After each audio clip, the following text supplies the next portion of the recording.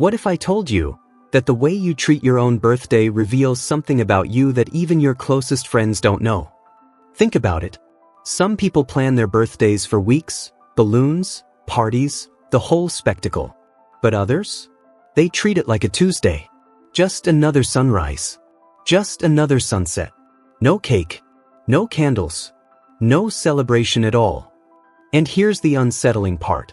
Most people assume those who don't celebrate are just sad. Or lonely. Or maybe they forgot. But the truth? The truth is far more complex and far more psychological. Because the people who treat their birthday like a normal day aren't just avoiding celebration. They're revealing something profound about how their mind has been shaped by time, trauma, and the quiet evolution of who they've become. Welcome to the unseen mind. Let's name what we're actually talking about here. In psychology, we see three distinct profiles emerge when someone treats their birthday like an ordinary day. And here's the thing, most people don't even realize which one they are. The first is something called learned helplessness. The second? Time blindness. And the third? It's rooted in self-determination theory. Now, I know those sound like textbook terms, but stay with me, because one of these three is probably describing you. And once you understand which one it is, you'll never look at birthdays the same way again. So let's pull back the curtain. Let's start with the most painful one. For some people, not celebrating their birthday isn't a choice. It's a defense mechanism. And it started a long time ago. Imagine being a kid. You're excited. You tell your friends about your party. You plan everything in your head.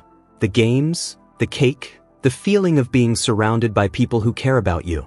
And then, almost nobody shows up. Or maybe nobody remembered at all. Your parents were busy.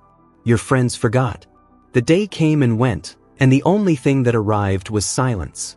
Now, here's where psychology gets fascinating and heartbreaking. When the brain experiences repeated disappointment like this, it doesn't just get sad. It adapts. It learns. Psychologists call this learned helplessness. It's a term coined by Martin Seligman in the 1960s, and it describes what happens when someone repeatedly faces negative outcomes they can't control. Over time, the brain stops expecting good things to happen. Not because it doesn't want them, but because hoping for them hurts too much. So what does the brain do? It shuts down the hope. It tells itself, don't care, don't expect, don't feel. For these people, treating their birthday like a normal day isn't apathy. It's protection. It's the mind building a fortress around itself so it never has to feel that sting of being forgotten again. And the most tragic part? They've convinced themselves they don't care. But deep down they do.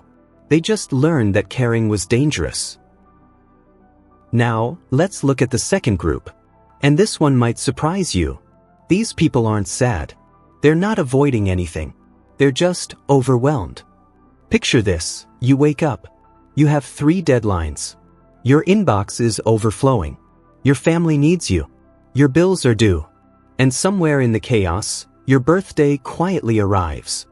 You don't forget it. You just don't notice it. Not until halfway through the day when someone texts you, "Happy birthday," and you stare at your phone like, "Oh, that." This isn't forgetfulness. This is what psychologists call time blindness. When the brain is overloaded with tasks, stress, and responsibilities, it enters survival mode. Special days stop feeling special because your brain has categorized them as non-urgent and filed them away. Studies in cognitive psychology show that when someone is chronically stressed, the prefrontal cortex, the part of your brain responsible for planning and emotional regulation, becomes less active. And when that happens, birthdays, anniversaries, even holidays can fade into the background noise of daily life. For these people, not celebrating isn't a rejection of joy. It's a symptom of a life that's moving too fast. A life where the calendar has become an enemy, not a friend. And here's the kicker. Most of them don't even realize it's happening. They just wake up one day and realize they've treated their own birthday like a spreadsheet entry. And that realization? It stings. Now, let's talk about the third group. And this is where things get truly fascinating. These people are fully aware it's their birthday. They haven't forgotten. They're not avoiding pain. And they're not overwhelmed. They simply don't feel the need. And before you call them cold or detached, let me stop you. Because what I'm about to tell you might change how you see maturity itself. Psychological research has consistently shown that people who tie their self-worth to external validation, parties, gifts, public attention, social media posts, tend to be less emotionally stable over time. They need the world to tell them they're worth celebrating. And when the world doesn't, they crumble. But the people in this third group? They've moved past that. This is directly linked to self-determination theory, a framework developed by Edward Deci and Richard Ryan. It argues that true well-being doesn't come from external rewards. It comes from three internal needs: autonomy, competence, and relatedness. Autonomy, the ability to make your own choices. Competence, the feeling that you're capable and growing. And relatedness, genuine connection, not performative attention. For these people, maturity means realizing something profound. They don't need a specific date on a calendar to feel loved. They don't need candles to prove their worth. They don't need a room full of people to validate their existence. They've found something most people spend their whole lives searching for: inner satisfaction. And here's what makes this so powerful. This mindset doesn't just apply to birthdays. It bleeds into every part of their life. They don't crave the spotlight. They don't need constant recognition. They don't post every achievement online and wait for applause. They're quietly content, not because they're emotionless, but because they've learned that the most reliable source of peace is the one inside their own mind. Now, does that mean they never feel lonely? Of course not. They're human, but they've trained themselves to see every day as special, rather than waiting for one day a year to feel alive. And that is a level of emotional independence most people never reach. But here's where I need to be honest with you. Because not addressing this, whatever group you fall into, has consequences. If you're in group 1, the learned helplessness group, every birthday you ignore isn't healing you. It's reinforcing the wall. You're telling your brain year after year that you're not worth celebrating. And that belief doesn't stay in the birthday box. It leaks into your relationships, your career, your self-image. If you're in group 2, the time-blind group, here's the harsh truth. Life isn't going to slow down for you.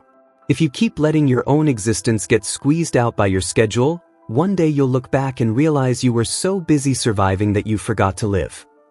And if you're in group 3, the emotionally independent ones, here's your challenge. Don't let your peace become isolation. Don't let your self-sufficiency become a wall that keeps people out. Independence is beautiful, but connection is still human. Because here's the reality: birthdays are just a mirror, and what you see in that mirror tells you everything about what your mind has been through and what it still needs. So what do you do with all of this? If you recognized yourself in group 1, the learned helplessness group, here's your first step. Start small. You don't need a party. You don't need a crowd. Buy yourself one thing you actually want. Write yourself a letter. Acknowledge the day, even if it's just for 5 minutes. Because every time you choose to honor yourself, you're rewiring your brain. You're teaching it that disappointment isn't inevitable, that you are in fact worth remembering. If you're in group 2, the time-blind group, set a calendar reminder a week before your birthday. Not because you need a party, but because you need a pause. Block out that day, even if it's just an hour. Use it to reflect, to breathe, to remind yourself that you are more than your to-do list. And if you're in group 3, the emotionally independent group, keep doing what you're doing. But here's one addition: let someone in. You don't need validation, but connection is still a human need. Let someone celebrate you not because you need it, but because they want to. That's the difference between independence and isolation. And for everyone watching, regardless of which group you're in, try this. Treat every day like it matters. Not just your birthday. Because the people who find the most peace, they're the ones who stopped waiting for one day a year to feel special. So here's what I want you to take from this. Whether you throw the biggest party of the year or treat your birthday like any other Tuesday, Both choices reveal something about your psychology. For some, it's about pain. For others, it's about priorities. And for many, it's about maturity and peace. But the real question isn't how you celebrate. It's this. Do you need the celebration, or have you already found it within yourself? Think about that. And if this video made you pause, if it made you reflect, if it made you feel seen, then I want you to do something for me. Drop a comment below and tell me, which group do you think you fall into? Group 1, 2, or 3? I read every single comment, and I want to hear your story. And if you want to go deeper into the psychology of the human mind, the things we don't talk about, the patterns we don't see, the truths we hide even from ourselves, then hit that subscribe button. Join the unseen mind. Because the mind is the most fascinating place in the universe, and we're just getting started. Until next time, keep questioning, keep observing, and never stop wondering what's beneath the surface.